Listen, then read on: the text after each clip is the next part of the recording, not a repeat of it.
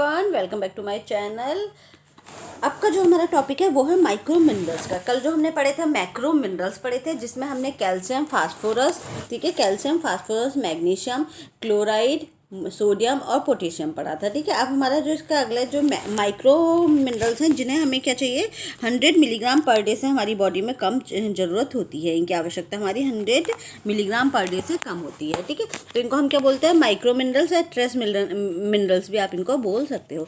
Inorganic nutrients है ये। ठीक है, इनमें ऑर्गेनिक मटेरियल नहीं होता, इनऑर्गेनिक न्यूट्रिएंट्स होते हैं ये। ठीक है, लेस अमाउंट नीडेड। ठीक है, इनकी बॉडी में कम अमाउंट की ज़रूरत होती है, 100 मिलीग्राम से पर डे से भी कम हमारी बॉडी में इनकी ज़रूरत है। ठीक है, ठीक है, हेल्प इन आयोनिक बैलेंस। ये क्या करते हैं, आयंस को बैलेंस करने में हमारी बॉडी में हेल्प करते हैं। ठीक है, आयंस जो हमारी बॉडी में होते हैं, पॉजिटिव और नेगेटिव आयंस, उनको ये क्या करते हैं, बैलेंस बनाए रखते हैं। ठीक है, वाटर को बैलेंस करने का काम करते हैं, नॉर्मल सेलुलर फंक्शन और सेल के फंक्शन को नॉर्मल करने का काम ये करते हैं। ठीक है, इसमें आएंगे कौन कौन, कॉपर आएगा, आयरन आएगा, ठीक है, मैग्नीज आएगा, सिलेनियम आएगा और जिंक आएंगे। ये सब हमारे क्या है, माइक्रो मिनरल्स हैं।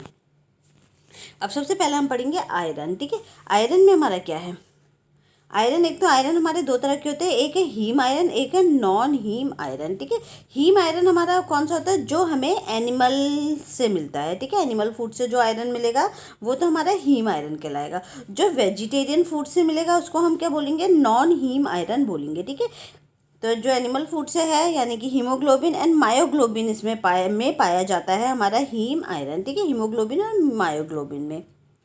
Muscle tissue, meat, poultry, fish और ये ब्लड वाले पार्ट में जनरली हमारा क्या पाया जाएगा, हीम आयरन पाया जाएगा। ठीक है, समझ में आ गया इतना। फिर हमारा नॉन हीम आयरन हमारा किस में पाया जाता है, ये सीरियल्स में, पल्सेस में, लेग्यूम्स में, फ्रूट्स में, वेजिटेबल्स में, डेट्स में, इन सब चीज़ों में ये पाया जाता है। ठीक है, डेट में हाईएस्ट मात्रा में हमारा आयरन पाया जाता है। ठीक है, अब आयरन और प्लस प्रोटीन मिलकर क्या बनाते हैं, हीमोग्लोबिन बनाते हैं। यही हीमोग्लोबिन क्या है, हमारा ब्लड में है, ब्लड है। ठीक है, एक तरह से हम कह सकते हैं हीमोग्लोबिन क्या है, हमारा ब्लड है। आयरन क्या है, आयरन, और आयरन के साथ क्या होता है, आयरन प्लस फोलिक एसिड। ठीक है, एक तो आयरन हो गया प्लस प्रोटीन। ठीक है, और ये दोनों मिलकर के क्या बनाते हैं, हीमोग्लोबिन बनाते हैं। ठीक है, फिर है आयरन और फोलिक एसिड मिलकर के क्या बनाते हैं, आयरन और फोलिक एसिड मिले हुए होते हैं आयरन में। ठीक है, और साथ में प्रोटीन मिलता है। ठीक है, और ये दोनों मिलकर के क्या बनाते हैं, हीमोग्लोबिन बनाते हैं। ठीक है, ये पिगमेंट है आपका।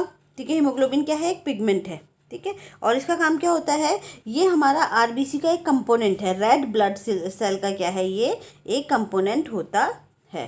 ठीक है, एक कंपोनेंट होता है रेड ब्लड सेल का ये। और इसका काम क्या होता है, इसका काम होता है ऑक्सीजन को कैरी करना। ठीक है, carry oxygen from one place to another place. ये क्या करता है, हर बॉडी के हर पार्ट्स तक, हर सेल्स तक क्या पहुंचाता है, ऑक्सीजन पहुंचाता है। यही ऑक्सीजन क्या करती है, हमें एनर्जी देने का काम करती है। आपकी जो सेल्स हैं वो तभी तक लाइव रहेंगी जब तक उन तक ऑक्सीजन पहुँचती रहेगी। अगर आपकी सभी बॉडी तक बेहतर ऑक्सीजन पहुँचे तो आप एनर्जेटिक फील करोगे, नहीं तो आप एनर्जेटिक फील नहीं, थके थके फील करोगे और आपकी सेल्स की भी डेथ हो जाएगी अगर उन सेल्स तक आपका ऑक्सीजन नहीं पहुंचा तो। ठीक है, तो ये मेन हमारा आयरन का फंक्शन है। ठीक है, सबसे ज़्यादा आपका यकृत में पाया जाएगा। ठीक है, फिर अंडा में पाया जाएगा, पत्तेदार सब्जियों में और फिर दूध में। ठीक है, ये एग्जाम में क्वेश्चन आया हुआ है। ठीक है, और ये भी आया हुआ है कि डेट्स में सबसे ज़्यादा आयरन पाया जाता है। डेट मतलब खजूर। ठीक है, खजूर में सबसे ज़्यादा आयरन पाया जाता है। ठीक है, प्रचुर मात्रा में खजूर में आयरन पाया जाता है। ठीक है, फिर हीम है, हीम आयरन जो ये वाला आयरन है, हीम वाला आयरन। ठीक है, जो हमें एनिमल फूड से मिल रहा है, इसकी एब्जॉर्बेंसी हाई होती है। ठीक है, इसकी एब्जॉर्बेंसी अच्छी होती है because it is a like human bodies mechanism of iron. जैसा आयरन हमारे बॉडी में है वैसा सही आयरन एनिमल्स में भी होगा। ठीक है, तो जब हम एनिमल्स का वो आयरन खाएंगे, ठीक है, यानी कि आपने चिकन खाया, मटन खाया, अंडा खाया, तो इससे क्या होगा, वो आयरन आपकी बॉडी में, आपकी बॉडी के जैसा होगा, आपकी बॉडी में आसानी से वो क्या हो जाएगा, यूटिलाइज हो जाएगा और एब्जॉर्ब हो जाएगा। तो ये आयरन देखा जाए तो अच्छा आयरन है। हीम आयरन हमारी बॉडी में अच्छे से एब्जॉर्ब हो जाता है। फिर है non haem iron. Non haem iron की क्या होती है, एब्जॉर्बेंसी कम होती है। ठीक है, एब्जॉर्बेंसी अच्छी नहीं है क्योंकि हमारे बॉडी का स्ट्रक्चर और प्लांट का स्ट्रक्चर अलग अलग है। ठीक है, हम प्लांट को खाएंगे फिर उसमें से हमारी बॉडी को आयरन निकालने में मेहनत करनी पड़ेगी। क्यों, क्योंकि उसका आयरन अलग फॉर्म में है, फिर उसे कन्वर्ट करना पड़ेगा हमारी बॉडी के फॉर्म में। ठीक है, तो उसमें ज़्यादा मेहनत लगेगी। ठीक है, और साथ ही साथ प्लांट्स में बहुत सारे इनहिबिटर्स भी होते हैं। इनहिबिटर्स मतलब प्लांट में बहुत सारे केमिकल्स ऐसे भी होते हैं जिन्हें, अब हम आयरन खा रहे हैं, ठीक है, मान लो हमने पत्ते खाए, ठीक है, वेजिटेबल हमने ग्रीन लीफी वेजिटेबल्स खाई, ठीक है, पालक का साग खाया, पालक तो खाया, हम कह रहे हैं उसमें आयरन है, ठीक है, लेकिन उसका आयरन जो है, एक तो हमारी बॉडी का आयरन से थोड़ा डिफरेंट है, दूसरा उसमें पालक में फाइटेट्स भी पाए जा रहे हैं, ठीक है, फाइटेट्स भी पाए जाएंगे, और इसके अलावा ऑक्सीलेट्स भी पाए जाएंगे, ठीक है, ऑक्सीलेट्स पाए जाएंगे, फाइटेट्स तो उसमें पाए जाते हैं अनाज में, ऑक्सीलेट्स पाए जाएंगे, ठीक है। अब वो जो हमने कैल्शियम वाले में भी पढ़ा था ये, ठीक है, तो वो ऑक्सीलेट्स जो होंगे वो बॉडी में हमारे आयरन को यूज़ नहीं होने देंगे। तो क्योंकि प्लांट्स में कुछ ऐसे केमिकल्स पाए जाते हैं जो हमारे बॉडी में उन न्यूट्रिएंट्स को एब्जॉर्ब होने में रोकते हैं। तो इसकी एब्जॉर्बेंसी जो नॉन हीम आयरन है, इसकी एब्जॉर्बेंसी क्या होगी, कम होगी, ठीक है, बिकॉज ऑफ प्लांट्स इनहिबिटर्स। क्यों? क्योंकि प्लांट्स में कुछ इनहिबिटर्स पाए जाते हैं, कुछ इस तरीके के केमिकल्स पाए जाते हैं जो उसको हमारी बॉडी में यूटिलाइज होने से रोकते हैं, ठीक है। Difference between plant structure and human structure. क्यों? क्योंकि प्लांट के स्ट्रक्चर में और ह्यूमन के स्ट्रक्चर में डिफरेंट है, तो हमारे आयरन्स में भी दोनों का डिफरेंट होगा, ठीक है। उसका आयरन अलग स्ट्रक्चर में होगा, हमारी बॉडी में आकर के उसको क्या करना होगा, कन्वर्ट करना होगा। इसीलिए हीम आयरन जो है वो हमारी बॉडी में अच्छे से यूटिलाइज होगा, एब्जॉर्ब होगा, और जो नॉन हीम आयरन है वो हमारी बॉडी में उतना अच्छा एब्जॉर्ब नहीं होगा, इसकी एब्जॉर्बेंसी कम है, ठीक है। इसको एब्जॉर्ब करने के लिए हमें बहुत मेहनत करनी पड़ेगी, ठीक है। फिर डिफिशेंसी है, आयरन की डिफिशेंसी क्या क्या है भाई। एक तो आयरन अगर आपने कम है आपकी बॉडी में, ठीक है, आयरन वही हो गया जिससे आपके क्या बन रहा है, ब्लड बन रहा है, ठीक है, ब्लड क्या कर रहा है, हीमोग्लोबिन बन रहा है। हीम वाला पार्ट क्या है, आयरन है। इस हीम वाला पार्ट को क्या काम क्या है, ऑक्सीजन को एक जगह से दूसरी जगह लेके जाना, बहुत इंपॉर्टेंट है ये, ठीक है। तो इसमें आप देखोगे इसकी अगर इसकी डिफिशेंसी हो जाएगी तो आपको क्या क्या देखने को मिलेगा, ठीक है। तो अगर आप देखोगे इसकी डिफिशियंसी से आपको क्या क्या देखने को मिलेगा, एक तो आपका इम्यून रिस्पॉन्स जो है वो वीक हो जाएगा, ठीक है, यानी कि इम्यून सिस्टम जो है वो क्या हो जाएगा, आपका वीक हो जाएगा, ठीक है। लो थर्मो रेगुलेशन, ठीक है, मतलब आपका जो थर्मो रेगुलेशन है, जो आपका बॉडी, थर्मो रेगुलेशन का मतलब, थर्मो मतलब टेम्परेचर, थर्मा होता है ना, थर्मो मतलब टेम्परेचर, ठीक है। तो बॉडी का जो टेम्परेचर मेंटेन करने की जो एबिलिटी है वो भी घट जाएगी। जैसे कि आपकी बॉडी ठंड है, ठीक है, तो आपकी बॉडी अपने आप ही हीट जनरेट करती है ताकि उसे गर्मी ना लगे, ठीक है, तभी तो हमारी बॉडी गर्म रहती है ना। उसके अलावा अगर आपको गर्मी लग रही है तो आपकी बॉडी अपने आप ही स्वेटिंग करने लगती है, ठीक है, जिससे कि आपकी बॉडी को ठंडा लगे, ठीक है, ठंड महसूस हो, तो आपकी बॉडी को गर्मी ना लगे। तो ये क्या है, ये थर्मो रेगुलेशन है। तो हमारी बॉडी खुद से ही एक हद तक बॉडी का टेम्परेचर जो है वो मेंटेन कर सकती है, ठीक है। तो ये क्या है, ये आपका थर्मो रेगुलेशन को घटा देता है। तो अगर आयरन की कमी है तो ये वाला प्रोसेस जो है वो इतना अच्छे से नहीं हो पाएगा।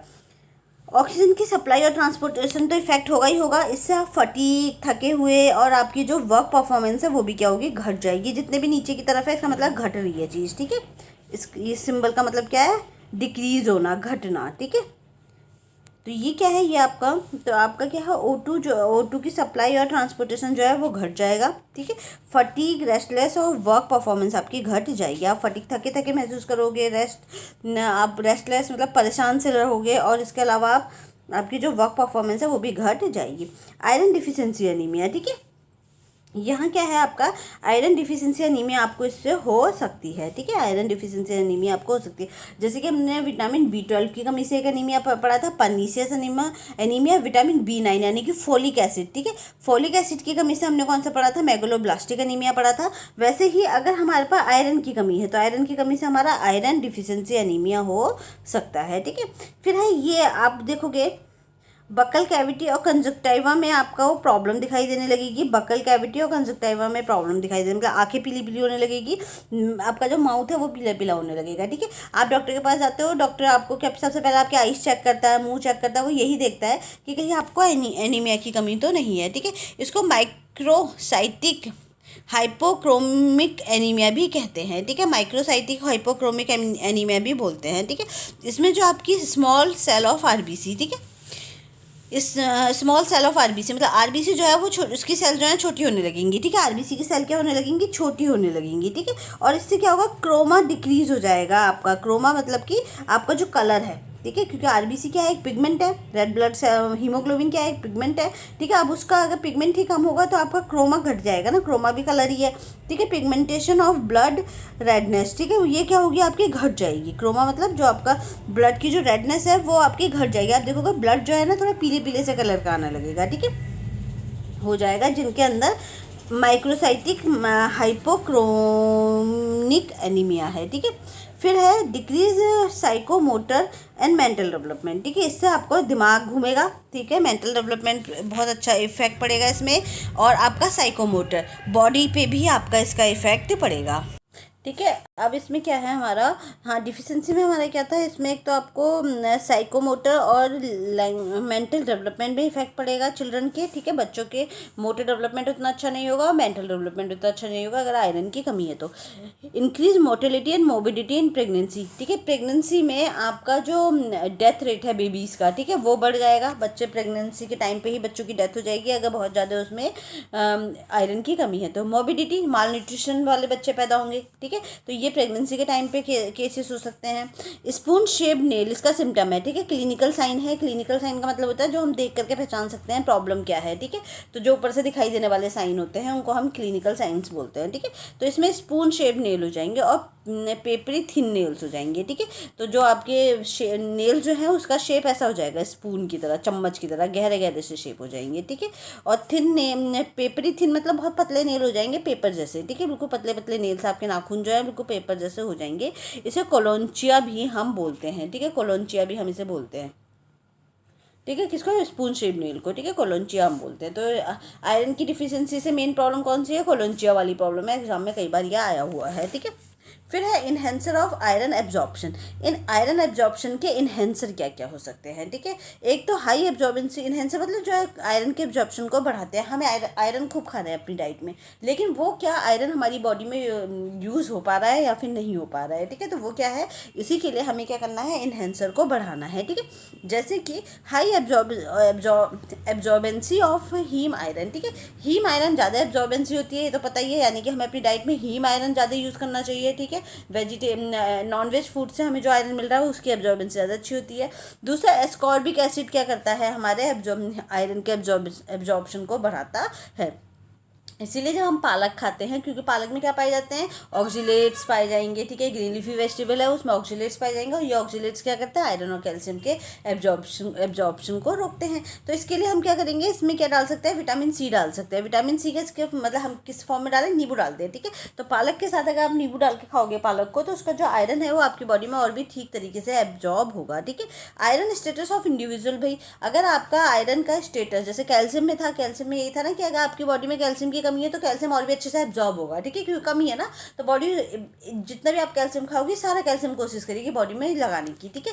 इसी तरीके से आयरन के केस में भी है, अगर बॉडी में आयरन कम मात्रा में है तो उसकी एब्जॉर्बेंसी ऑटोमेटिकली बढ़ जाएगी, अच्छे से बॉडी उसको एब्जॉर्ब करेगी। इसी के विपरीत अगर आयरन जो है वो ज़्यादा मात्रा में है तो आपकी बॉडी क्या करेगी, चलो जा रहा है तो जाने दो, ठीक है, तो उसको इतनी मेहनत नहीं करने की है आपकी बॉडी उसको एब्जॉर्ब करने में, ठीक है। फिर ये क्या है, गैस्ट्रिक एसिडिटी, ठीक है। अगर आपकी स्टमक में एसिडिटी ठीक रेंज में है, पीएच आपका ठीक है, तो आपके आयरन को एब्जॉर्बेंसी वो बढ़ाएगा, ठीक है। लैक्टिक एसिड और टार्टरिक एसिड, ठीक है, ये आपके एब्जॉर्बेंसी को बढ़ाते हैं, और एनिमल प्रोटीन, ठीक है, ये आपके एब्जॉर्बेंसी को बढ़ाते हैं, ठीक है। एनिमल प्रोटीन के साथ आपका जो एब्जॉर्प्शन है आयरन का वो और भी अच्छे से होगा, ठीक है। तो ये तो इन्हेंसर थे। अब है इनहिबिटर्स। इनहिबिटर्स क्या है, जो आपकी बॉडी में आयरन को एब्जॉर्ब होने में रोकते हैं। एक तो नॉन हीम आयरन है, जो नॉन हीम आयरन जो है वो हमारी बॉडी में बहुत अच्छे से एब्जॉर्ब नहीं होता है। इनसॉल्युबल कॉम्प्लेक्स है। इनसॉल्युबल कॉम्प्लेक्स मतलब फाइटेट्स और फाइबर, ठीक है, मतलब हमारे जो भी हम खा रहे हैं, जैसे हम पालक खा रहे हैं, पालक में क्या है, ऑक्जेलेट्स हैं, ठीक है, ऑक्जेलेट्स हैं। पालक में लौह अंश अच्छी है पर जैव उपलब्धि अच्छी नहीं है, यानी कि देखो ऑक्जेलेट्स है ना, ऑक्जेलेट्स में ये क्या कह रहा है, पालक में लौह अंश तो अच्छा है, मतलब आयरन तो अच्छा है, लेकिन उसकी जो जैव उपलब्धि है, यानी कि बायो अवेलेबिलिटी है, ये एग्जाम में आया हुआ क्वेश्चन है, इसीलिए मैंने इसमें इंक्लूड कर दिया है, ठीक है। लेकिन उसकी बायो अवेलेबिलिटी अच्छी नहीं है, क्यों? क्योंकि पालक में क्या पाया जाता है, ऑक्सीलेट्स पाए जाते हैं, ठीक है। आयरन अच्छा है, हम खा रहे हैं, सो ये सोचते हैं कि हमारी बॉडी में अच्छे से आयरन यूज़ हो रहा है, लेकिन पालक में क्या पाया जाता है, ऑक्सीलेट्स पाए जाते हैं। तो वो ऑक्सीलेट्स क्या करते हैं, वो उसकी बायो अवेलेबिलिटी को इफेक्ट करते हैं, मतलब वो हमारी बॉडी में उस पालक के जो आयरन है उसको यूटिलाइज नहीं होने देंगे, ठीक है। तो इसलिए ये क्या है, ये इनहिबिटर्स हैं। ऑक्सीलेट्स हो गया, टैनिन और पॉलीफिनॉल्स हैं, ये भी हमारे क्या हैं, ये भी इनहिबिटर्स हैं। फाइटेट्स एंड फाइबर है, फाइबर मैंने आपको बताया था, जो ये दोनों कैल्शियम वाले भी हैं, ठीक है, कैल्शियम को नहीं एब्जॉर्ब होने देते ये दोनों, ठीक है। इसके अलावा स्पाइसी फूड है, एंटासिड्स हैं। एंटासिड्स क्या होते हैं, एसिडिटी को घटाने वाले एजेंट, जैसे कि इनो, ठीक है। इनो वगैरह है तो आमाशय में अगर अम्ल तत्व की कमी है, जैसे कि पेट में एसिडिटी है, स्टमक में एसिडिटी है आपके, आपने इनो खाया है और फिर आपने आयरन लिया है, तो वो आपके आयरन को कम कर देगा। क्यों? क्योंकि आयरन को एब्जॉर्प्शन के लिए क्या चाहिए? एसिडिक मीडियम चाहिए, और आपने एंटी एसिडिटी ले लिया है, ठीक है, तो वो क्या कर रहा है? आपके एसिडिटी को घटा रहा है, तो इससे क्या होगा? आपका आयरन जो है वो सही से एब्जॉर्ब बॉडी में नहीं हो पाएगा, ठीक है, क्योंकि एसिडिटी की कमी हो गई है आमाशय में, स्टमक में, ठीक है। समझ में आ गया? तो इनसॉल्युबल कॉम्प्लेक्स कौन से हो गए? इनसॉल्युबल कॉम्प्लेक्स वो हो गए जो चीज़ें हमारे बॉडी में घुलती नहीं है, जैसे कि फाइटेट और फाइबर्स, ठीक है। खाने में जो भी हमने खाना खाया है, खाने में जो फाइटेट और फाइबर्स है वो एब्जॉर्ब घुलेंगे नहीं, किसी भी चीज़ में एब्जॉर्ब नहीं होंगे, तो वो क्या करते हैं? वो ऐसे कैसे रहते हैं, तो वो क्या करते हैं? आयरन और कैल्शियम दोनों को क्या करते हैं? अपने साथ बांध लेते हैं, ठीक है। बल्कि कोलेस्ट्रॉल को भी बांध लेते हैं। चलो, ऊपर कोलेस्ट्रॉल को बांधना तो अच्छी बात है, बॉडी के लिए हार्मफुल होता है कोलेस्ट्रॉल, लेकिन आयरन और कैल्शियम और कोलेस्ट्रॉल तीनों को क्या करते हैं? ये बांध लेते हैं। जब ये बांध लेंगे अपने साथ, तो इन पर कोई भी एंजाइम तो एक्ट कर नहीं पाता। फाइबर में मैंने पहले भी आपको बताया है, तो कोई भी एंजाइम एक्ट नहीं कर पाता, तो इसको तोड़ नहीं पाता। तो जब ये आयरन, कैल्शियम और जो आपका कोलेस्ट्रॉल है उसे बांध करके बॉडी के बाहर ऐसे कैसे ही निकाल देते हैं। तो ये इसलिए इनहेबिटर्स हैं ये आयरन के, ठीक है। आयरन को बॉडी में यूज़ नहीं होने देते, इनहेबिट करते हैं, रोकते हैं बॉडी में सही से यूटिलाइज होने में, ठीक है। टेनिन्स एंड पॉलीफिनॉल्स, ठीक है, टेनिन्स हैं, टेनिन्स वगैरह हमारी किस में पाई जाती है? चाय कॉफ़ी में पाई जाती है, ठीक है। ऑक्जेलेट्स हो गए, स्पाइसी फूड्स हो गए, इस पर ज़्यादा अगर आप मसाला खाओगे, ठीक है, तो ये भी आपके आयरन को अच्छे से एब्जॉर्ब नहीं होने देगा, ठीक है। एंटासिड्स हो गए, एंटासिड्स क्या हो गए? जो इनो वगैरह होते हैं, जो आपकी एसिडिटी को घटाने का काम करते हैं, ठीक है। तो ये एसिडिटी को घटाने का काम करेंगे, तो आपके स्टमक की जो एसिडिटी है वो घट जाएगी, जिससे क्या होगा? आपकी बॉडी में जो कैल्शियम है वो कैल्शियम नहीं, आयरन है वो सही से एब्जॉर्ब नहीं हो पाएगा, आपके ब्लड में क्या हो जाएगी? आयरन की कमी हो जाएगी। अब है बायोकेमिकल चेंजेस, ठीक है। तो ये हमारा मेन आयरन के बारे में था। आयरन का काम क्या है ये हमने बताया। दो तरह के आयरन होते हैं, haem iron, non haem iron. Iron का काम क्या है? आयरन का काम है ऑक्सीजन को एक जगह से दूसरी जगह लेके आना है, हीमोग्लोबिन वाले का पार्ट का, ठीक है। डिफिशियंसी से हमने देखा क्या क्या इफेक्ट पड़ेगा, इन्हेंसर हमने देखे क्या क्या होते हैं, और हमारा इनहेबिटर्स अब हमने देखे, ठीक है। फिर इसके बाद है हमारा बायोकेमिकल चेंजेस क्या क्या आएंगे जब आपकी बॉडी में आयरन की कमी है। 2 मेथड ऑफ एस्टिमेटिंग आयरन्स, ठीक है। आपकी बॉडी में आयरन को एस्टिमेट करने के 2 मेथड्स हैं। एक न्यूट्रिशनल एनीमिया हम इसे बोल सकते हैं, कि अगर हम ये देखें कि आपकी बॉडी में एनीमिया जो आ रही है, न्यूट्रिशनल एनीमिया है, कि आपकी बॉडी में न्यूट्रिएंट्स के थ्रू एनीमिया की प्रॉब्लम आ रही है, आप आयरन अच्छे से नहीं ले रहे हो, तो इसमें आपके 2 मेथड है। एक तो एस्टिमेटर ऑफ हीमोग्लोबिन और एस्टिमेशन ऑफ आयरन स्टोर। एक तो हीमोग्लोबिन को चेक करें और आपके आयरन स्टोर को चेक करें, ठीक है। अब इसमें अगर आप देखो मेजरमेंट ऑफ आयरन, ठीक है, आयरन के ये रेंजेस हैं, ठीक है, ये रेंज है आपके आयरन की, ठीक है, कि इतना हीमोग्लोबिन पर डेसीलीटर ब्लड होना चाहिए, ठीक है, ये आपकी रेंजेस हैं, ठीक है। तो अगर आप देखो, अगर चिल्ड्रन है, ठीक है, अगर छोटे बच्चे हैं 6 साल से छोटे के, तो उनका आयरन का लेवल कितना होना चाहिए, हीमोग्लोबिन का लेवल कितना होना चाहिए उनके ब्लड में 11 ग्राम पर डेसीलीटर होना चाहिए, ठीक है। उनके ब्लड में कितना होना चाहिए? 11 ग्राम पर डेसीलीटर होना चाहिए उनके 6 साल के बच्चों के। और 6 साल से बड़े बच्चे हैं और लैक्टेटिंग प्रेग्नेंट 6 साल से बड़े बच्चे और एडल्ट वुमेन्स, ठीक है, सबका कितना होना चाहिए? 12 ग्राम पर डेसीलीटर होना चाहिए, ठीक है।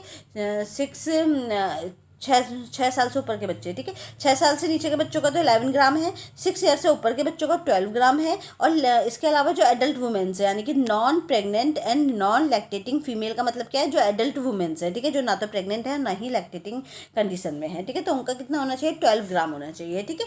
प्रेग्नेंट वुमेन्स का 11 होता है जनरली, क्यों? क्योंकि बेबी बन रहा होता है तो उनका हीमोग्लोबिन थोड़ा और नीचे आ जाता है, ठीक है, तो उनकी रेंज क्या मानी जाएगी? नॉर्मल 11 ग्राम पर डेसीलीटर हीमोग्लोबिन मानी जाएगी, ठीक है।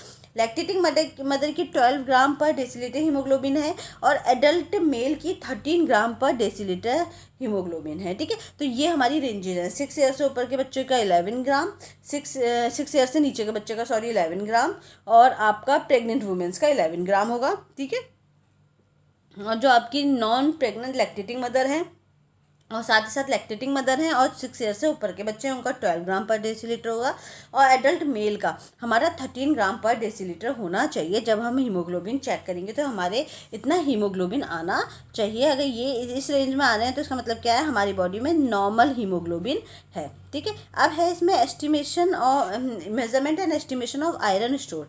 आयरन स्टोर को जब हम मेज़र कर रहे हैं, ठीक है, तो एक तो हम किस में मेज़र करते हैं? Early stage of iron deficiency, अगर आयरन डिफिशियंसी की अर्ली स्टेज है यानी कि प्रारंभिक स्टेज है तो क्या होगा, बोन मैरो आयरन जो होगा वो आपका, उसमें हम बोन मैरो आयरन में आरबीसी प्रोडक्शन देखेंगे और सीरम फेरिटीन देखेंगे कि हमारा जो ब्लड है उसमें कितना फेरिटीन है। बोन मैरो से सही रेंज में आयरन का होना, ठीक है। बोन मैरो में क्या है आपका, सही रेंज में आयरन का होना हम इसमें देखेंगे पहली स्टेज में, ठीक है। तो ये चीज़ें हम एस्टिमेट करते हैं कि हमारी बॉडी में ये चीज़ें, तो एक तो बोन मैरो में आपका कितना आयरन है और साथ ही साथ आपके ब्लड में कितना आयरन है, ठीक है। हम डाइट लेंगे, ठीक है, डाइट लेते हैं, डाइट में आयरन होगा, आयरन जाएगा कहाँ, आपके लीवर और इम्यून सिस्टम में स्टोर हो जाएगा, ठीक है। डाइट से हमने जो आयरन लिया, ठीक है, डाइट से आयरन मिला, आयरन फिर टूट के हमारी बॉडी में कहाँ स्टोर हो गया, लीवर और इम्यून सिस्टम में स्टोर हो गया, ठीक है। आयरन किस फॉर्म में हुआ लीवर में, आयरन ने प्रोटीन के साथ एक बॉन्ड बनाया और फेरिटीन बन करके ये लीवर में स्टोर हो गया। तो किसकी फॉर्म में स्टोर हुआ, फेरिटीन के फॉर्म में स्टोर हुआ, ठीक है। कौन, आयरन प्लस प्रोटीन हमारा फेरिटीन के फॉर्म में स्टोर हो गया, कहाँ, लीवर में। आरबीसी प्रोडक्शन है आपका इसमें बोन मैरो, ठीक है। आरबीसी प्रोडक्शन हमारा क्या होगा, बोन मैरो में हमारा आरबीसी का प्रोडक्शन होगा, ठीक है, और आयरन रिलीज टू लीवर, ठीक है। तो वो, और जो लीवर है, लीवर क्या करेगा, आयरन रिलीज करके कहाँ भेजेगा, बोन मैरो में भेजेगा, और बोन मैरो में क्या होगा, हमारा आरबीसी का प्रोडक्शन होगा, ठीक है। तो बोन मैरो, आयरन जितने भी, लीवर जो है आयरन को रिलीज करके कहाँ भेजता है, आयरन लीवर को रिलीज करके बोन मैरो में भेजेगा। बोन मैरो क्या है, हमारे बोन के बीच में एक पार्ट होता है, ठीक है। तो बोन मैरो में भेजेगा और आपका जो बोन मैरो, और वहाँ आपका क्या बनेगा, आरबीसी बनेंगे, ठीक है। ये हमारा मेन है, ठीक है। फिर आप इसमें देखोगे 3 क्राइटेरिया हम इसमें चेक करेंगे अपने आयरन के, ठीक है। सबसे पहले हमने क्या देखा, check serum ferritin in liver, ठीक है। सबसे पहले हम देखेंगे लीवर में कितना सीरम फेरिटीन है, जो अभी हमारा आयरन और प्रोटीन मिलकर के बॉन्ड बना के फेरिटीन की फॉर्म में कहाँ जमा हो गया है आयरन, हमने जो भी आयरन खाया वो किसकी फॉर्म में जमा हो गया है, वो लीवर की फॉर्म में जमा हो गया है, ठीक है। तो पहला तो हमने ये देखा, ठीक है, कि हमारे लीवर में कितना फेरिटीन है, ठीक है, कितना आयरन है फेरिटीन की फॉर्म में जो लीवर में जमा हुआ है, ठीक है। एक तो हम ये चीज़ देखेंगे। दूसरा चेक है, चेक ट्रांसफेरिन प्रोटीन। फिर क्या करेंगे, हम ट्रांसफेरिन प्रोटीन को चेक करेंगे, ठीक है। फेरिटीन ट्रांसपोर्ट करने में हेल्प करता है, जो फेरिटीन है ये आपका क्या करेगा, ट्रांसपोर्ट करने में हेल्प करेगा, ठीक है। फिर है आपका फ्री एरिथ्रोसाइट्स FEP और प्रोटोपोरफिरिन, ठीक है। और ये क्या है, आपका हीम का प्रिकर्सर है, मतलब हीम बनने से पहले की फॉर्म है ये, ठीक है। ये आरबीसी में रिंग बनाएगा, ठीक है। जो आरबीसी होती है उसके अंदर की जो रिंग होती है वो रिंग बनाएगा। रिंग में क्या होगा, आपका डिक्रीज आयरन इन बॉडी, ठीक है। जो बॉडी का जो आयरन है वो आपका घट जाएगा, तो आपका क्या होगा, डिक्रीज प्रोटोरफिरिन रिंग, ठीक है। इसमें हीम जो है वो आपका घटने लगेगा, ठीक है।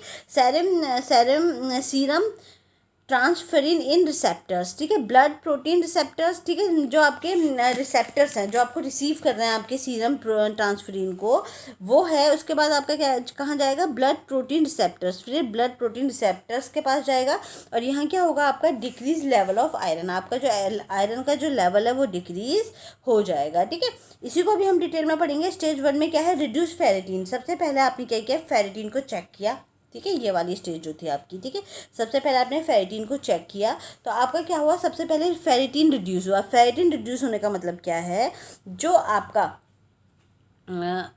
लीवर में जो फेरिटीन स्टोर है सबसे पहले वो कम होगा, ठीक है। सबसे पहले वो घटना, जब आपके बॉडी में हीमोग्लोबिन की कमी होगी तो जो लीवर में स्टोर था सबसे पहले वो घटेगा। लीवर के स्टोर से ब्लड में जा रहा है, ठीक है।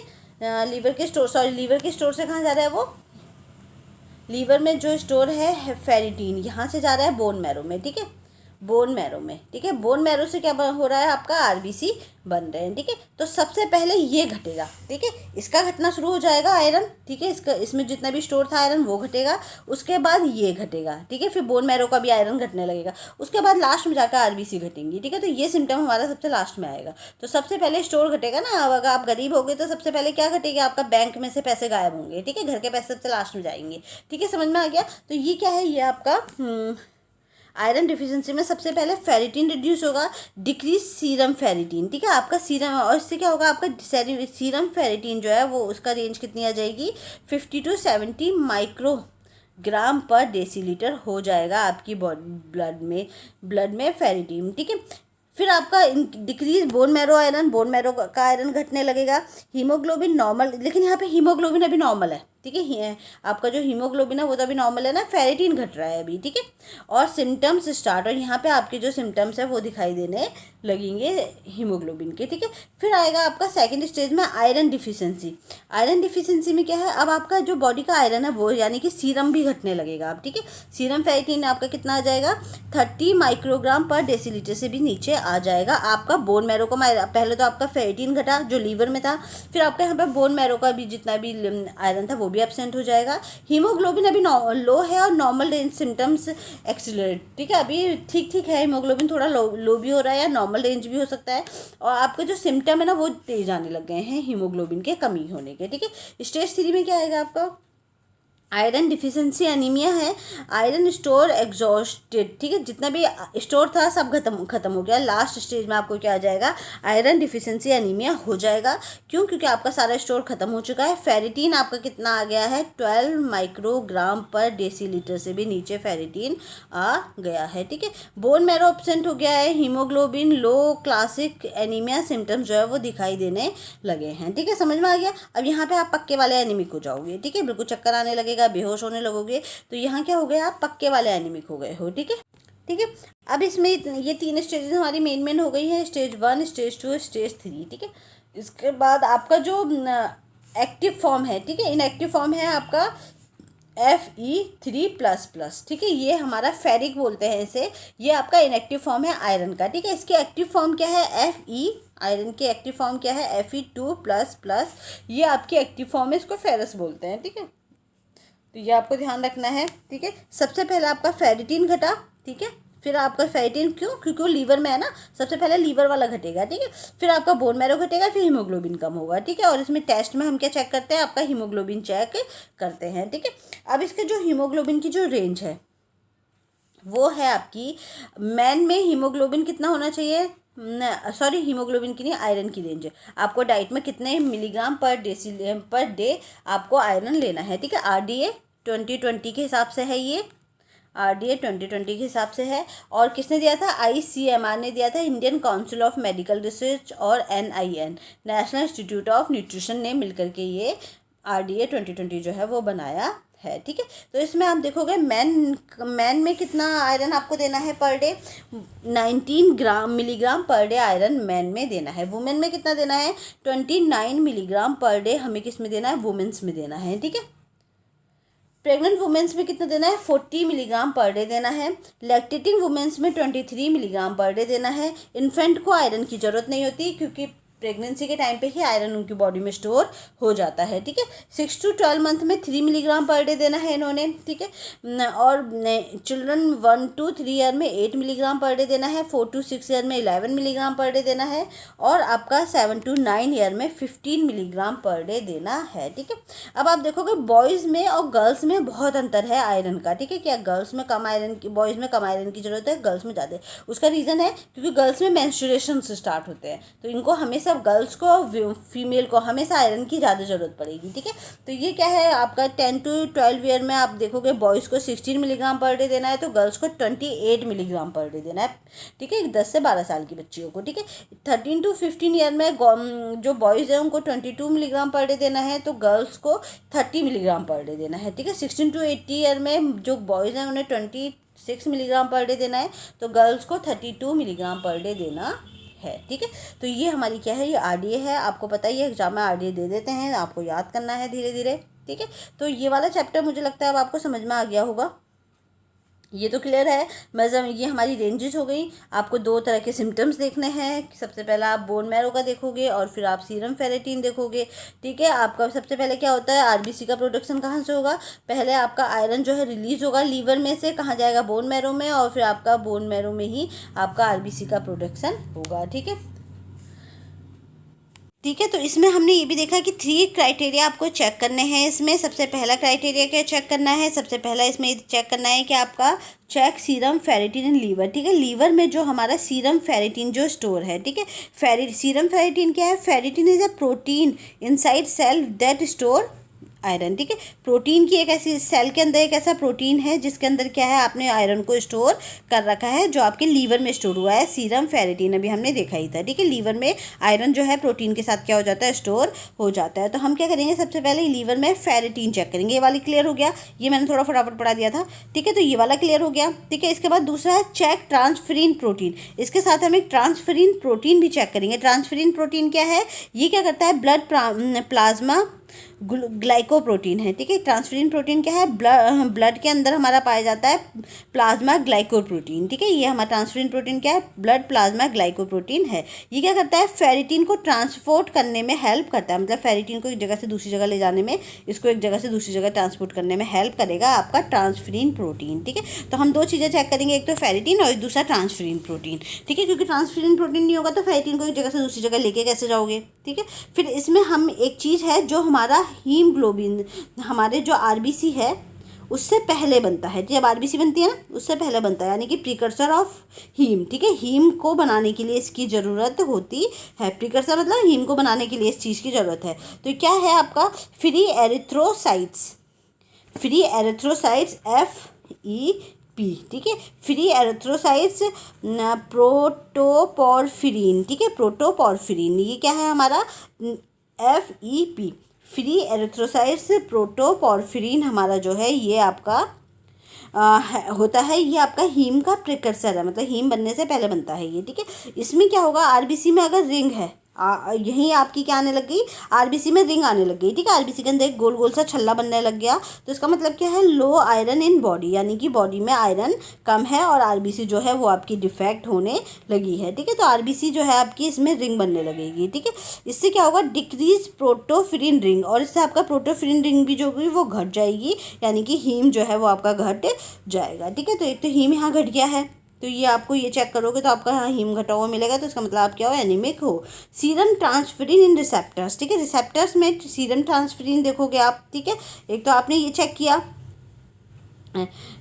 आपने ये चेक किया एरिथ्रोसाइट्स वाला, ठीक है। दूसरा एरिथ्रोसाइट्स ना भी वर्ड आएगा, इसका मतलब आरबीसी है, ठीक है। एरिथ्रोसाइट्स का मतलब ही आरबीसी होता है, ठीक है। फिर सीरम ट्रांसफेरिन इन रिसेप्टर्स चेक करोगे आप, रिसेप्टर्स में जो भी चीज़ रिसीव कर रही है उसमें कितना सीरम ट्रांसफेरिन है। अगर ब्लड प्रोटीन रिसेप्टर्स हैं आपके इसमें, और लो लेवल ऑफ आयरन है इसके अंदर, अगर आपका आयरन की कमी है तो, ठीक है। तो ये क्या हो गया, आपके एरिथ्रोसाइट्स हो गए। देखो ये है आरबीसी आपकी, ठीक है, ये आपके आरबीसी है, और इसके नीचे ये रेड ब्लड सेल्स है, और इसके जो बीच में आप देख रहे हो ना, ये एरिथ्रोसाइट्स हैं, और इसी में क्या होता है, आपका हीमोग्लोबिन कंटेन होता है, मतलब इसके अंदर ये वाला जो पार्ट है, ये देखो यहाँ पे लिखा भी है, एरिथ्रोसाइट्स है हमारा, ये क्या करते हैं, आपके हीमोग्लोबिन को रखते हैं, इनके अंदर हीमोग्लोबिन होगा, ठीक है, ठीक है। ये हमारा मेन आरबीसी के साइड्स हैं, ठीक है। तो इनकी ये रिंग इफेक्ट हो जाती है, कौन सी इफेक्ट होती है इनकी, जो बीच वाले आप गोल से छल्ले देख रहे हैं ना, इनके इसमें इफेक्ट पड़ने लगता है, ठीक है, ठीक है। तो ये सारे क्या हैं, ये हम चेक करेंगे कि हमारा हीमोग्लोबिन जो है वो कम तो नहीं है, ये सारी चीज़ें हम आयरन के लिए चेक करेंगे, ठीक है। स्टेजेस हमने देख ली, स्टेजेस के बाद हमने आरडीए देख लिया। अब हमारा जो नेक्स्ट है वो है जिंक, ठीक है। जिंक हमारा क्या है, ये भी एक हमारा मिनरल है, ठीक है। और 60% जिंक हमारे स्केलेटन में होता है, मसल्स में होता है, और बोन मास में होता है बचा हुआ, ठीक है। बोन मास में हमारा बचा हुआ जिंक पाया जाता है, ठीक है। जिंक आपने देखा ही था, बहुत खूब खिला रहे थे जब हमें कोविड-19 आया था, तो सभी डॉक्टर्स ने जिंक खूब जम जम के खिलाया है, ठीक है। तो इसमें क्या है, आपका हाई जिंक आपका किस में पाया जाता है, लीन रेड मीट में पाया जाएगा, ठीक है, मीट में पाया जाता है, होल ग्रेन सीरियल्स में पाया जाएगा, पल्सेस में और लेग्यूम्स में पाया जाएगा, दालों और जो ग्रेन है आपके उनमें पाया जाएगा। मॉडरेट है process cereals and low extraction rate, ठीक है। जो प्रोसेस सीरियल्स है इसमें से बहुत चीज़ें हमने निकाली नहीं है, उनमें ठीक ठीक मात्रा में मिल जाता है, पॉलिश राइस में मिल जाता है, चिकन में मिल जाएगा, pork meat with high fat content, इन सब में आपका मॉडरेट अमाउंट में, ठीक ठीक अमाउंट में मिलेगा। फेयर अमाउंट हमारा किस किस में मिल जाता है, फिश में, रूट में, ट्यूबर्स में, ग्रीन लीफी वेजिटेबल में और फ्रूट्स में भी ठीक ठीक अमाउंट में हमारा जिंक जो है मिल जाता है, ठीक है। अब इसके फंक्शंस क्या क्या हैं जिंक के हमारे, एक तो इसका साइकोलॉजिकल फंक्शन है भाई, है दिमाग को अच्छा रखता है, सोच समझ के आपकी जो साइकोलॉजिकल वेलबींग है, मतलब आपका कैसा मन होगा, आप कितने खुश रहोगे, उसमें भी ये मेन फंक्शन रोल प्ले करता है, ठीक है। पार्ट ऑफ एंजाइम है, एंजाइम को बनाने का काम करता है हमारा जिंक, ठीक है। सेल डिवीज़न में काम करता है, एग्जाम में आता है, ठीक है। ये एग्जाम में आता है कि सेल डिवीज़न और जीन एक्सप्रेशन में कौन सा मिनरल जो है वो काम करता है, तो कौन करता है, जिंक करता है, ठीक है। सेल डिवीज़न और जीन एक्सप्रेशंस में, ठीक है। जीन एक्सप्रेशन का मतलब क्या है, आपका जीन कब एक्सप्रेस होगा, चलने के जीन्स, बोलने के जीन्स, हर बॉडी में हर तरह के जीन्स हैं जो क्या है आपके एक समय आता है तब वो एक्सप्रेस होते हैं, ठीक है। तो वो क्या है, जीन आपके कब एक्सप्रेस होंगे, हर फंक्शन के लिए, ठीक है। कोलेजन सिंथेसिस, ठीक है, कोलेजन सिंथेसिस को बनाने में काम करता है, ठीक है। ठीक है, कोलेजन बनाने का काम करता है। कोलेजन क्या है, हमारी बॉडी का एक प्रोटीन है जो आपस में सबको चिपकाए रखता है, सेल्स वगैरह को, ठीक है। ये हमारा प्रोडक्टिव हेल्थ के, रिप्रोडक्टिव हेल्थ के लिए अच्छा होता है। सेंसेशन ऑफ टेस्ट, ठीक है, टेस्ट को भी अगर आपके अंदर इसकी कमी है जिंक की तो आपको टेस्ट आना बंद हो जाएगा, ठीक है। सेंसेशन ऑफ टेस्ट में भी यह हेल्पफुल होता है, ठीक है। इसके बाद आप देखोगे तो क्योंकि एक जो गुस्टीन प्रोटीन होता है वो जिंक के साथ मिल करके हमारे जो टेस्ट सेंसेस है उनको क्या करता है, इंक्रीज करता है, ठीक है। कौन, गुस्टीन प्रोटीन, ठीक है। ये गुस्टीन प्रोटीन है हमारा, ये जिंक के साथ मिलता है और हमारे टेस्ट को इंक्रीज, टेस्ट सेंसेस, टेस्ट के सेंसेस को इंक्रीज करने का काम करता है, ठीक है। प्रोटीन बनाने का काम भी करता है आपका जिंक, ठीक है। डीएनए बनाने का काम भी करता है, क्योंकि देखो डीएनए हो गया, ठीक है, जीन एक्सप्रेशन हो गया और सेल डिवीजन हो गया, सब एक दूसरे से रिलेटेड हैं ये, ठीक है। तो ये डीएनए सिंथेसिस, जीन एक्सप्रेशन और सेल डिवीजन का काम ये करता है, ठीक है। वुंड हीलिंग, वुंड हीलिंग मतलब घावों को भरने का काम करता है। ग्रोथ एंड डेवलपमेंट में भी काम आता है हमारा जिंक, ठीक है। जिंक से ये वाले क्वेश्चन कई बार आए हैं, जीन एक्सप्रेशन का आया है, सेल डिवीजन का आया है और आपका इम्यून फंक्शन बनाने का, करने का भी काम करता है, इम्यूनिटी को स्ट्रॉन्ग करने का काम भी करता है, ठीक है। ये वाले आए हैं एग्जाम में, ठीक है। जीन एक्सप्रेशन, सेल डिवीज़न और डीएनए सिंथेसिस, ठीक है, ये एग्जाम में आए हुए क्वेश्चंस हैं, ठीक है। तो ये, और इसकी जो डिफिशेंसी है उसमें हमें कौन सी बीमारी होती है, अगर हमारे खाने में जिंक की कमी है तो हाइपोगुसिया होगा, ठीक है। एग्जाम में आया हुआ क्वेश्चन है ये भी। हाइपोगुसिया का मतलब क्या है कि आपको टेस्ट जो है वो सही से समझ में नहीं आएगा, आपकी टेस्ट की जो बर्ड्स हैं वो अच्छे से काम नहीं करेंगी, ठीक है। तो वो क्या हो गया, आपको हाइपोगुसिया हो गया, ठीक है, जिसमें आप टेस्ट नहीं पहचान पाते हो, ठीक है। तो ये अगर जिंक की कमी से इसमें ये वाली प्रॉब्लम होगी, वो तो होगी ना, क्योंकि जो गुस्टीन प्रोटीन है वो मिल करके जिंक के साथ में मिल करके क्या कर रहे हैं, हमें हमारे टेस्ट की जो सेंसेस है उनको बढ़ा रहे हैं, ठीक है। लेकिन अगर जिंक ही नहीं होगा तो आपका टेस्ट आना बंद हो जाएगा, ठीक है। आरडीए है हमारा जिंक का। मैन में आपको 17 मिलीग्राम पर डे लेना है, ठीक है। मैन को कितना लेना है, आरडीए में 17 मिलीग्राम पर डे हमें लेना है मैन में। वुमेन में लेना है 13.2 मिलीग्राम पर डे अपनी डाइट में, ठीक है। प्रेग्नेंट वुमेन्स को लेना है 14.5 मिलीग्राम पर डे, ठीक है। लैक्टेटिंग वुमेन्स को लेना है 14.1 मिलीग्राम पर डे, ठीक है। इन्फेंट के लिए ये भी नील है, क्योंकि जब फीमेल प्रेग्नेंट होती है तभी उसके बेबी में स्टोर हो जाता है जिंक भी और आयरन भी, ठीक है। 6 to 12 मंथ में 2.5 मिलीग्राम पर डे लेना है, ठीक है। और चिल्ड्रन में है आपका 3 milligram per day, 1 to 3 year. 4 to 6 year 4.5 milligram per day, ठीक है। और 7 to 9 ईयर में है 5.9 मिलीग्राम पर डे, ठीक है। और आपके बॉयज़ और गर्ल्स में अगर हम देखें तो 10 to 12 ईयर के लड़कों के लिए 8.5 मिलीग्राम पर डे और लड़कियों के लिए भी 8.5 मिलीग्राम पर डे है, ठीक है।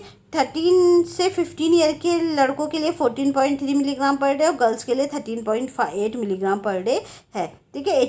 16 to 18 ईयर में 17.6 मिलीग्राम पर डे लड़कों के लिए और 14.2 मिलीग्राम पर डे लड़कियों के लिए है, ठीक है। तो ये आरडीए है इसका, ठीक है। तो इसके बाद अब हमारा लास्ट है आयोडीन, ठीक है।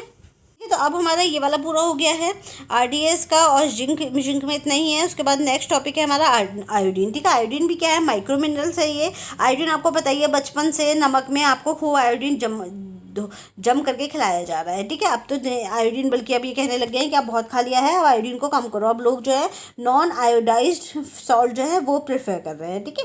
तो ये इस पे बल्कि हमने एक बार वो एक सेशन भी किया था, उसमें भी देखा था कि जो करंट अफेयर वाला सेशन था कि जो आजकल लोग जो है काला नमक नहीं, सॉरी, सेंधा नमक ज़्यादा खाने की कोशिश कर रहे हैं, जिसे हम क्या बोलते हैं, रॉक सॉल्ट बोलते हैं, ठीक है। उसको ज़्यादा खा रहे हैं लोग, क्योंकि वो हमारी बॉडी के लिए कम हार्मफुल होता है, ठीक है। अब इसमें आयोडीन है हमारा, आयोडीन में क्या है, आयोडीन हमारा आयोडाइड फॉर्म में पाया जाता है, ठीक है। आयोडाइड फॉर्म में हम लेते हैं आयोडीन को, किस फॉर्म में लेते हैं, आयोडाइड फॉर्म में लेते हैं। एग्जाम में कई बार आया हुआ है कि आयोडीन को हम किस फॉर्म में खाते हैं, आयोडाइड फॉर्म में लेते हैं, ठीक है। ये बॉडी में जाकर के फिर आयोडीन में कन्वर्ट होता है। सॉल्ट फोर्टिफिकेशन में, सॉल्ट फोर्टिफिकेशन का मतलब क्या है, जो सॉल्ट के साथ हम आयोडीन को ऐड कर देते हैं। एक्चुअली अब से 30 साल से पहले के आसपास हमारे जो लोग थे, महिलाएं, पुरुष और बच्चे, इनमें आयोडीन की बहुत कमी हो रही थी, ठीक है, बहुत कमी थी, जिसके चलते गवर्नमेंट ने कहा कि आयोडीन अगर ये लोग डाइट में नहीं ले रहे हैं तो हम क्या करते हैं, सॉल्ट के साथ ही आयोडीन को ऐड कर दें, ठीक है। तब ये सॉल्ट फोर्टिफिकेशन का कॉन्सेप्ट आया था, तो सॉल्ट में ही आयोडीन को डाल दिया गया है, जिसको हम आयोडाइज्ड सॉल्ट बोलते हैं, ठीक है। आयोडाइज्ड सॉल्ट हम उसको बोलते हैं। तो इसी में आपका क्या है, ये सॉल्ट फोर्टिफिकेशन था पहले इसको।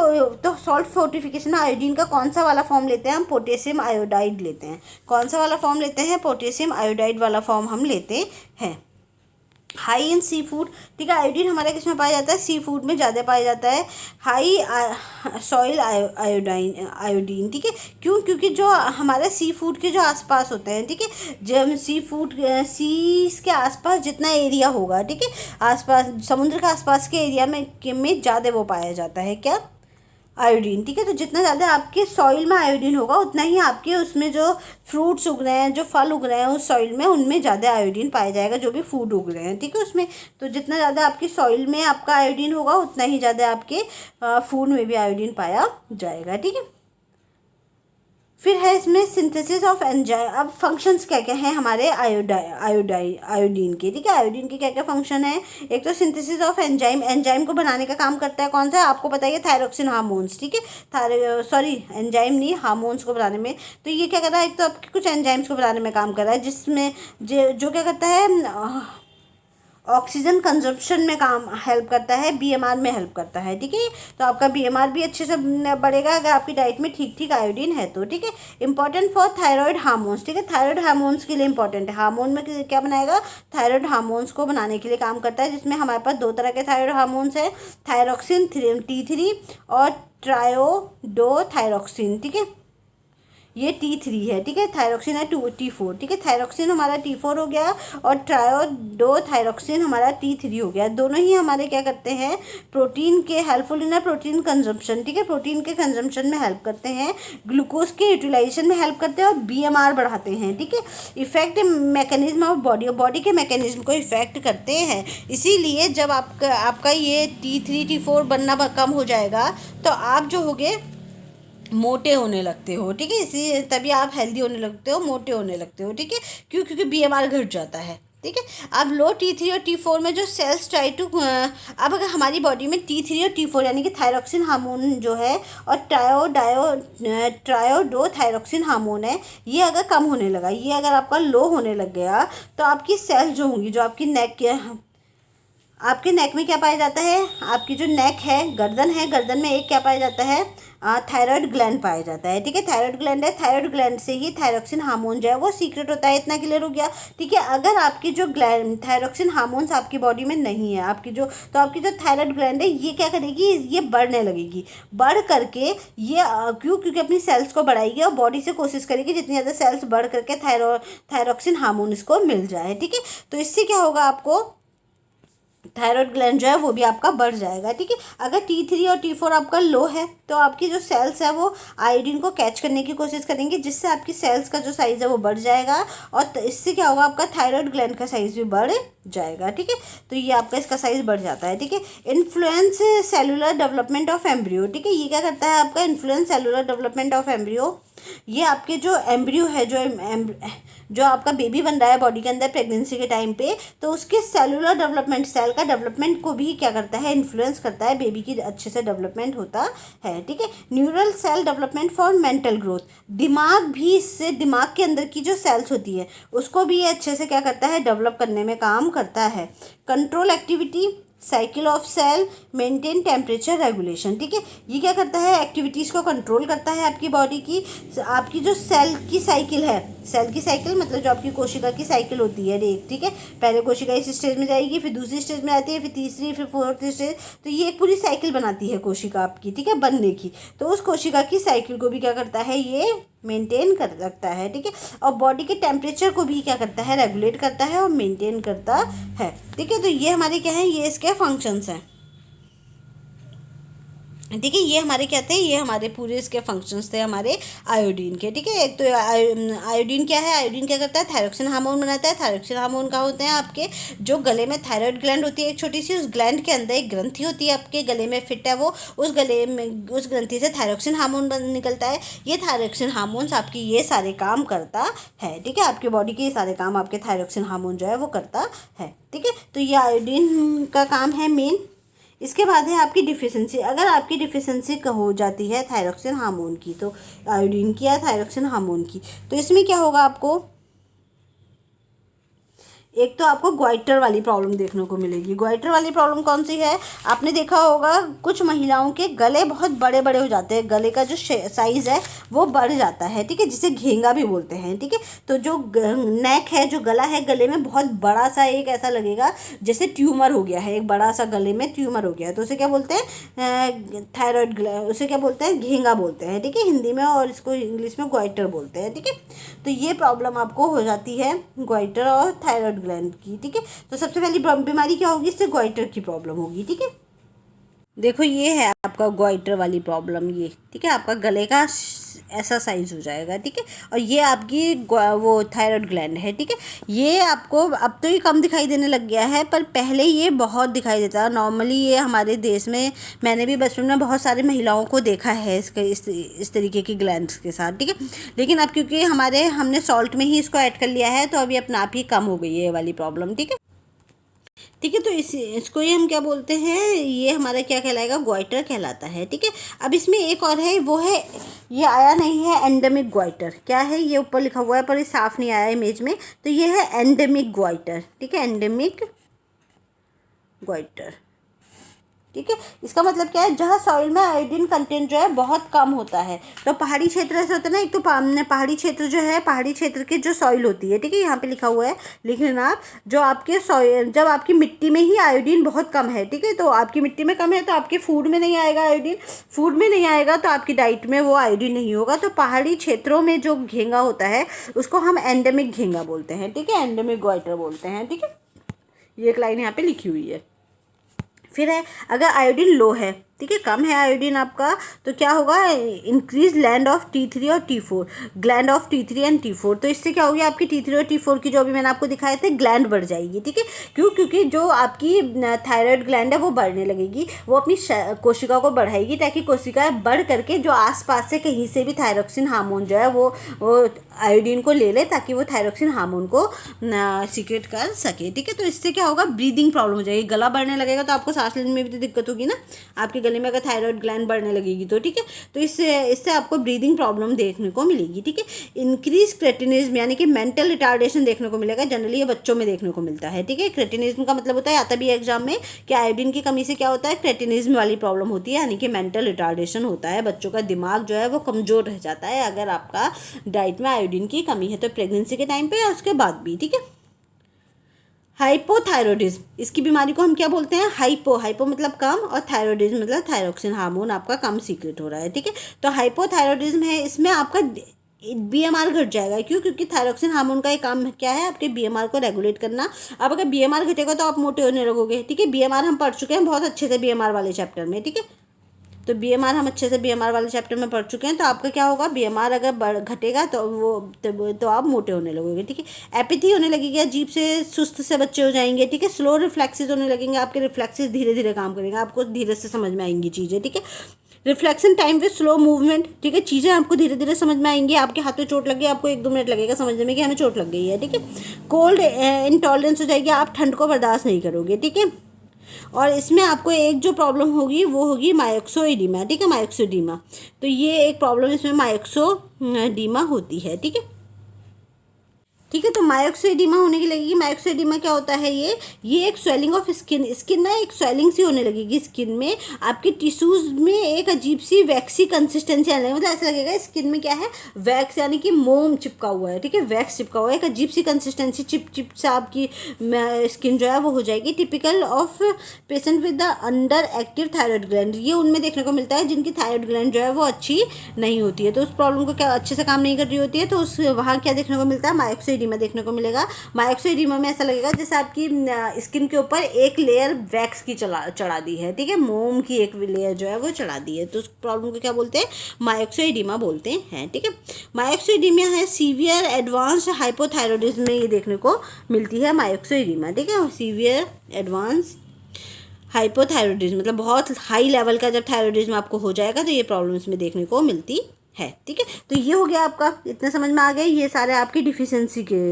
हैं। ठीक है, डिफिशियंसी से ये चीज़ें देखने को मिलेंगी। ठीक है, इसके बाद है बायोकेमिकल टेस्ट। बायोकेमिकल टेस्ट में क्या है, अगर हमें ये देखना है कि हमारी बॉडी में आयोडीन की कमी है तो हम कौन कौन से टेस्ट कर सकते हैं। तो एक तो यूरिन टेस्ट कर सकते हैं। यूरिन टेस्ट में क्या है, आप यूरिन में देख लोगे कि ये सबसे लार्ज स्केल में होता है, बड़े लेवल पे होता है ये। अगर आपको आयोडीन चेक करना है तो आप अपना यूरिन को चेक कर सकते हो, उसमें से आपको पता चल जाएगा कि आपकी बॉडी में आयोडीन की कमी तो नहीं है। अगर आपकी 50 से 99 माइक्रोग्राम पर डेसीलीटर आयोडीन है तो आप माइल्ड आयोडीन डिफिशिएंसी में आओगे। ठीक है, अगर 20 और 100 से ऊपर है तो आप नॉर्मल में आओगे। ठीक है, अगर 20 से लेके 49 तक की माइक्रोग्राम पर डेसीलीटर आ रहा है आपका आयोडीन का लेवल, तो आप किस में आओगे, मॉडरेट आयोडीन डिफिशिएंसी में आओगे, सीवियर डिफिशिएंसी में आओगे अगर आपका 20 माइक्रोग्राम पर डेसीलीटर से भी कम आयोडीन आपकी यूरिन में निकल के आया है तो। ठीक है, तो आप किस में आओगे, आप सीवियर डिफिशिएंसी में आओगे। ठीक है, ब्लड टेस्ट है आपका, ब्लड टेस्ट कर सकते हो, ब्लड में भी यही रेंजेस हैं आपकी, ब्लड में भी आप इसको चेक कर सकते हो। ठीक है, आयोडीन पैच टेस्ट। ठीक है, आयोडीन पैच टेस्ट में क्या होता है, हम क्या करते हैं, एक पैच लगा लेते हैं। पैच मतलब अपनी स्किन पे मैंने अपने हाथ पे क्या करूँगी, एक बड़ा सा आयोडीन का घोल बना करके उसको लगा दूंगी ऊपर से। ठीक है, अगर मेरी बॉडी उस आयोडीन को 24 आवर के लिए मैं छोड़ दूंगी। ठीक है, अगर मेरी बॉडी जो है उस आयोडीन को अंदर खींच लेती है, ठीक है, मतलब पूरा आयोडीन एब्जॉर्ब कर लेती है मेरी स्किन। पुराने ज़माने में होता था ये टेस्ट। ठीक है, तो इसका मतलब क्या है, मेरी बॉडी में आयोडीन की कमी है। ठीक है, तो इसी को बोलते हैं आयोडीन पैच टेस्ट। अगर आयोडीन एब्जॉर्ब नहीं करती, वो मेरी स्किन के ऊपर ही रखा रहेगा, तो इसका मतलब क्या है, मेरी बॉडी में आयोडीन ठीक ठाक है। ठीक है, तो patch of iodine in skin for 24 hours. 24 hours के लिए मैं एक पैच लगा लूँगी, अपनी स्किन के ऊपर एक घोल लगा के उसको अपनी स्किन के ऊपर मल लूँगी थोड़ा सा आयोडीन का, तो फिर चेक करूँगी कि एब्जॉर्ब हुआ या फिर नहीं हुआ। ठीक है, 24 घंटे के लिए उसे छोड़ दूँगी। फिर क्या है, आयोडीन लोडिंग टेस्ट है। आयोडीन लोडिंग टेस्ट में क्या होता है कि 24 घंटे में हाउ मच आयोडीन एक्सक्रीट। ठीक है, मतलब कि पहले मैं ब्लड टेस्ट लूँगी। ठीक है, मैंने देखा 24 घंटे में कितना मेरा जो ब्लड आयोडीन है वो एक्सक्रीट हुआ है बॉडी से। ठीक है, अभी मैंने 24 घंटे पहले लिया है एक ब्लड टेस्ट, उसमें ये चेक किया कि मेरे ब्लड में कितना आयोडीन है। फिर 24 घंटे बाद मैंने वो यूरिन में चेक किया कि यूरिन से कितना आयोडीन निकला है। ठीक है, तो उसको क्या बोलते हैं, आयोडीन लोडिंग टेस्ट बोलते हैं कि 24 घंटे में हाउ मच आयोडीन एक्सक्रीट, कितना आयोडीन आपकी बॉडी से एक्सक्रीट हो रहा है। तो ये क्या है, ये बायोकेमिकल टेस्ट है आपके। ठीक है, इसके बाद है आपका आरडीए है। अगर आपका एडल्ट वुमेन मैन और 10 ईयर से ऊपर के जितने भी लोग हैं सबके लिए 150 माइक्रोग्राम पर डे आयोडीन लेना है हमें। ठीक है, कितना लेना है, ये आरडीए है आपका किसका, आरडीए 2020 है, ICAR NIN के थ्रू दिया हुआ है। तो जो एडल्ट वुमेन और मैन है, ठीक है, यानी कि एडल्ट मैन मतलब 18 साल से जितने ऊपर के मैन और वुमेन हैं, और 10 ईयर से ऊपर के सब। ठीक है, मान लो 10 साल से ऊपर के सभी लोग, चाहे आदमी हैं चाहे औरतें हैं, बट प्रेग्नेंट नहीं हो। ठीक है, तो उनको हमें कितना देना है, 150 माइक्रोग्राम पर डे देना है आयोडीन। ठीक है, और अगर प्रेग्नेंट वुमेन है तो उन्हें 250 माइक्रोग्राम पर डे देना है। लैक्टेटिंग मदर को 280 माइक्रोग्राम पर डे देना है।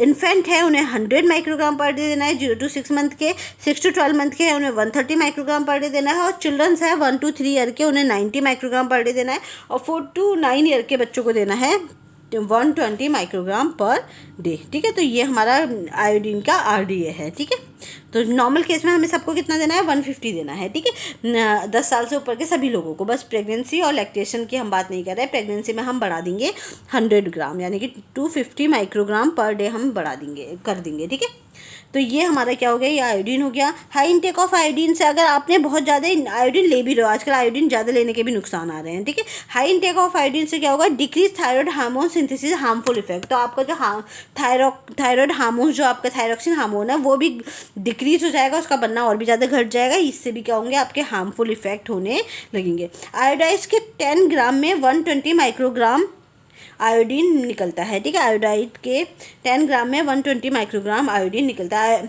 आयोडीन युक्त नमक में पोटेशियम आयोडाइड आयोडीन फॉर्म को रखते हैं, ठीक है। ये हमारा, ये हम अभी हमने देखा था कि आयोडीन जो हमारा आयोडाइड सॉल्ट होता है, उसमें हम क्या रखते हैं, पोटेशियम आयोडाइड वाली फॉर्म रखते हैं, ठीक है। ये हम देख चुके हैं।